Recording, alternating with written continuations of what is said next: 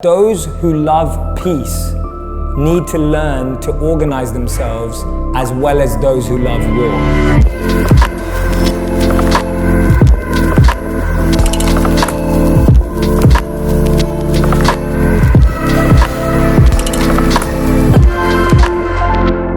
Hey Haley, I'm just headed up the escalators through registration, so I'll be there shortly. Perfect. Dude, I'm doing all right. Such a pleasure to finally meet you. Likewise. Thank you so much for having me. Thank you for coming. Really grateful to be here. How many of you have ever found yourself in a random rabbit hole on social media? Right, you start off watching a friend, then you end up on a cat video, a dog video, and then somehow you're watching a video on Justin Bieber's mom, and it just kind of goes on and on and on. There's this incredible study that I love quoting at the moment, when men and women were asked to be alone with their thoughts for 15 minutes, or choose an electric shock. 60% of men chose an electric shock, and 30% of women chose an electric shock.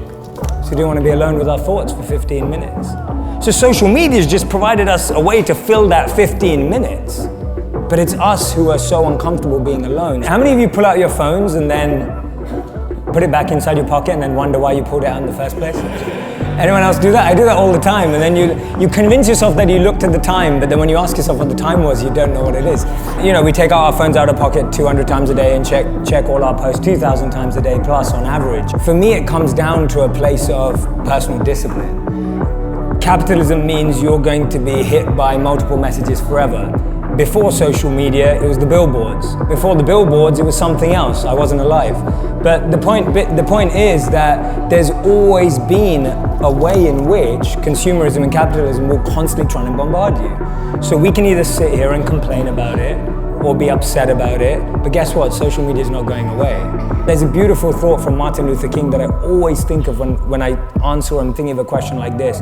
And he says that those who love peace need to learn to organize themselves as well as those who love war. Those who are coming from a place of love, compassion, and empathy rely so much on just love, compassion, and empathy. We don't get strategic, we don't get focused, we don't hustle hard, we don't work.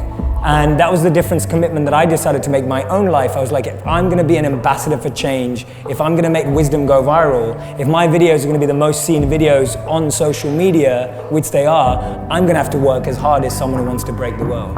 Thank you so much, everyone. Thank you. Thank you. Thank you so much, everyone. Thank you.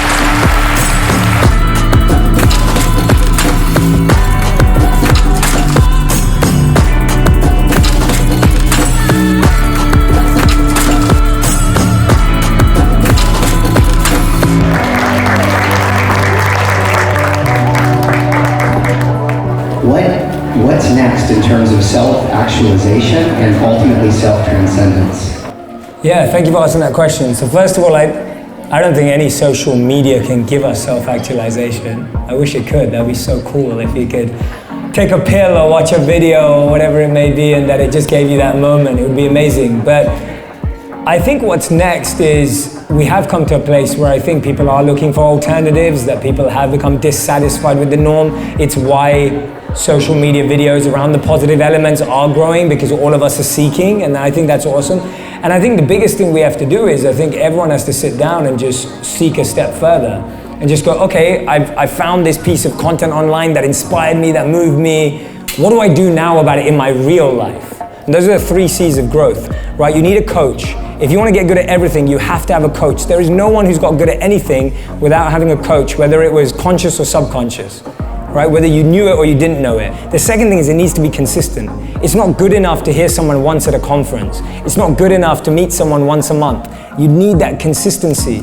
We shower every day, we eat every day, right? You have to do both to stay alive, so you need to refuel and renew your mind every single day. It needs to be consistent. And the third thing is it needs community. Right, if you're growing without community, it's not sustainable. All of us need friends that want the same thing. All of us need friends to discuss things with, to grow with, to hear the same ideas back, to reflect with. There's 2 types of content creators. One is the sellout, and one is the selfish.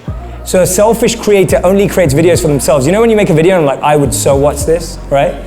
And it's like, yes, you're the only person that would so watch that. And I've made some of those videos too, where you just think you're so smart and you look so cool.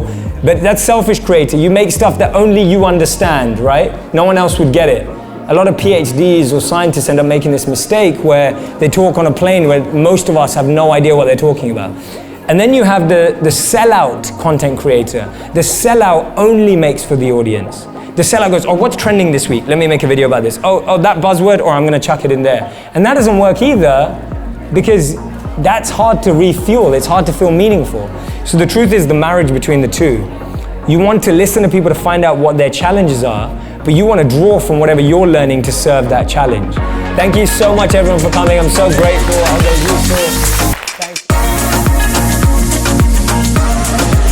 Hey, how's it going? I live in LA now, so I used to live in New York. But yeah. We live in a perception of ourselves. If I think you think I'm smart, I feel smart. And if I think you think I'm stupid, I feel stupid. And so we're basing our self-worth on a perception of a perception. Do you know how messed up that is? It's like, not only is it someone else's subjective opinion that you don't even know, so you're being subjective about someone's subjectivity. And that's what we all experience on a daily basis. We've forgotten our reality because we're lost within a perception, within a perception, within a perception, within a perception. If there's one habit that I have every single day, it's refining my intention. Because your intention is the easiest thing to lose. You know, how would your friends describe you in 3 words? My question is, how would you describe yourself in 3 words? You know, it's always been about how other people view us. And when life is lived through how other people view us, we make decisions based on how we think other people will view us when we start something new, when we try something new. Our ego convinces us that what we believe in and what we're fighting for is the right answer. Not realizing that everyone could be wanting the same thing, just they're coming from a different angle and a different priority set. And so we can have the most impact when we recognize the uniqueness of everyone's priority set, and we can have the most impact when we focus on our own and invest in our own.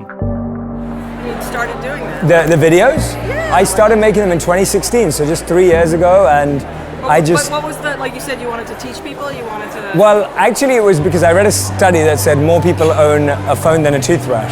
And I was thinking, how do we reach everyone with a phone? And how do we help everyone who has a phone connect with mindfulness? Because meditation and mindfulness were there as themes, but I was teaching it in like corporate boardrooms and seminars and conferences. And I was like, this needs to reach everyone.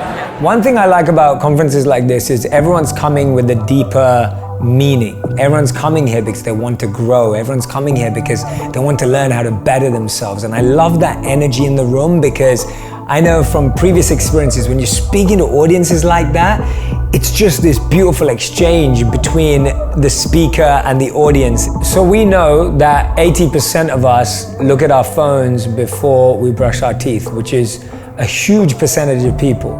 So for me, the fact that we're all wired and glued to these devices means that we have to use that device to uplift ourselves. We're going to be viewing or consumed by that device anyway. So why not create touch points that can enliven, remind us to be grateful, remind us to think about our mental health and self-care. And those messages, when you're on your phone and you see them and they remind you to take a step back, to press pause, to reflect a little more. Those are all powerful ways of meeting people where they're at. Wisdom was usually something that you had to travel far for. You had to get into a certain group of people. You had to spend time with a particular set of people. But now the fact that we can democratize it and scale it through social media is such a beautiful opportunity.